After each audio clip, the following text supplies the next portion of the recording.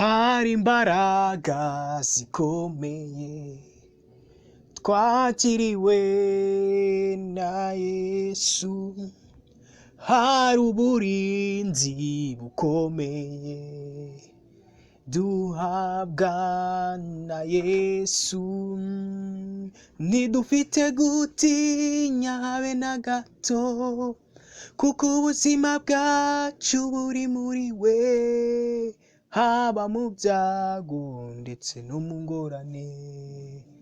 Turindwa na Yesu, turindwa na Yesu, turindwa na Yesu, turindwa na Yesu, turindwa na Yesu.